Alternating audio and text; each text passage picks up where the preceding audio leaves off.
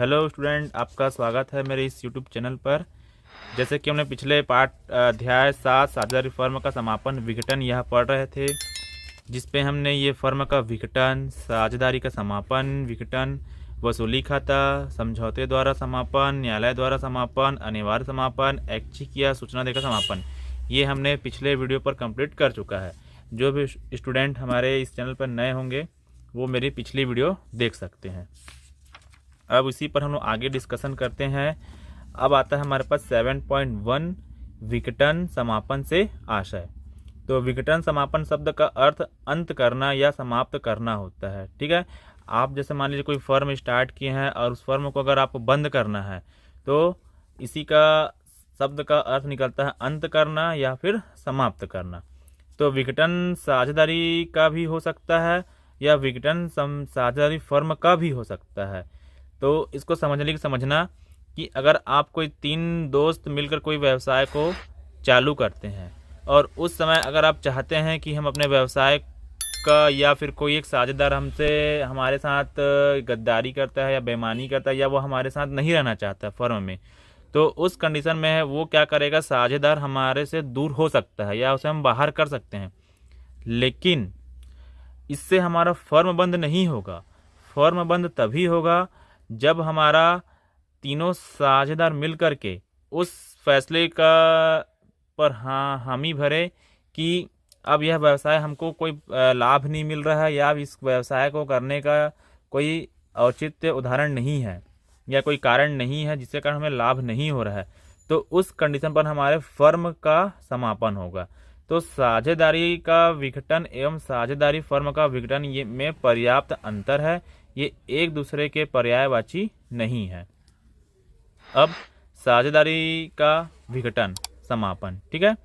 तो फर्म में साझेदार के प्रवेश, अवकाश ग्रहण, मृत्यु, लाभ हानि, विभाजन, अनुपात में परिवर्तन अर्थात पुनर्गठन पर कुछ साझेदारों में मध्य संबंध के टूट जाने पर साझेदारी का समापन हो जाता है, किंतु अन्य शेष साझेदार नई साझेदारी का निर्माण कर फर्म का व्यवसाय जारी रखते हैं। ठीक है, मान लीजिए हमारे पास कोई साझेदार था, वो हमसे कोई अलग हो गया, लेकिन फिर भी फर्म में 2 साझेदार और हैं, तो इस कंडीशन में हमारा व्यवसाय क्या होगा, कंटिन्यू चलता रहेगा।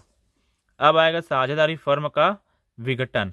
तो समस्त साझेदारों के बीच समझौतों का समापन को ही हम साझेदारी फर्म का विघटन कहते हैं। कहने का मतलब ये कह सकते हैं कि हम 3 दोस्त मिलकर कोई फर्म चला रहे थे, अब ये इस कंडीशन पर अब उसको बंद करते हैं कि हमें इस फर्म से कोई लाभ नहीं हो रहा है और तीनों की सहमति है, तो हम उस फर्म को जब बंद करेंगे तो यही हमारे साझेदारी फर्म का विघटन कहलाएगा। ठीक है, इसमें सबसे जो जरूरी पॉइंट है इसको हमको मार्क करके आप लोग रख लीजिए कि भारतीय साझेदारी अधिनियम 1932 की धारा 39 या 39 के अनुसार, इस पॉइंट को आप याद रखें क्योंकि ये खाली स्थान सही जोड़ी। और 7.4 साझेदारी के विघटन तथा फर्म के विघटन में अंतर। तो फर्म के समापन एवं साझेदारी के समापन में अंतर होता है। साझेदारी के समापन से फर्म का समापन हो जाए यह जरूरी नहीं है, किंतु फर्म के समापन से साझेदारी का समापन अनिवार्य हो जाता है। आगे आप लोगों ने ऊपर पढ़ा था उस यहाँ पर विघटन साझेदारी का और साझेदारी फर्म का विघटन, यही तीनों परिभाषा को यहाँ पर कुछ अच्छी तरीके से समझाया गया है, इसको आप पढ़ेंगे। उसके साथ साझेदारी के विघटन एवं फर्म के विघटन में अंतर, इसको आप लोग अच्छे से याद कर लीजिए क्योंकि ये बोर्ड एग्जाम में क्वेश्चन पूछता है और 5 या 6 नंबर पे क्वेश्चन बनता है। तो आप लोगों को बताता हूँ, इसमें आएगा पहला अंतर का आधार, साझेदारी का समापन और फर्म का समापन।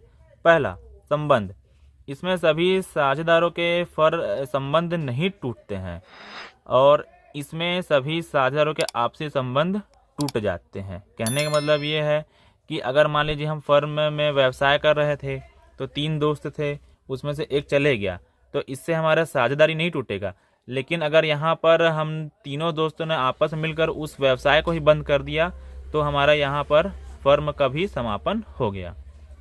दूसरा व्यापार की समाप्ति, तो इसमें व्यवसाय का समाप्त होना आवश्यक नहीं है, इसमें व्यापार अनिवार्य रूप से समाप्त हो जाता है।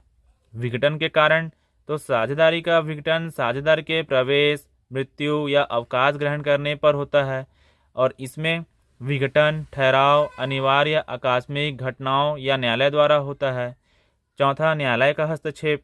तो न्यायालय का कोई हस्तक्षेप नहीं होता। भाई हमारी दोस्ती है, आपस में टूट गई तो न्यायालय क्यों जाएंगे हम लोग। लेकिन फर्म के समापन में कुछ दशाओं में विघटन का आदेश न्यायालय द्वारा भी दिया जा सकता है, क्योंकि हमारे बीच अगर व्यवसाय हम कर रहे थे तो आपसी विवाद भी हो सकता है, जिसे सुलझाने के लिए हमको न्यायालय तक जाना पड़ता है। पांचवा, लेखांकन प्रक्रिया। तो वसूली खाता खोला जाता है तथा वसूली पर लाभ हानि ज्ञात की जाती है और इसमें पुनः मूल्यांकन खाता खोला जाता है तथा पुनः मूल्यांकन पर लाभ हानि ज्ञात की जाती है। छठवां,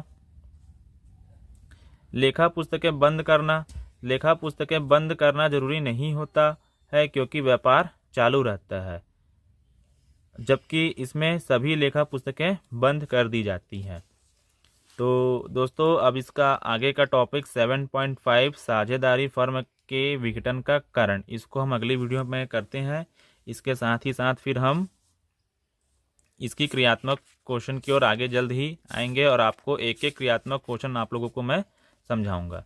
जब तक के लिए आप सभी का धन्यवाद।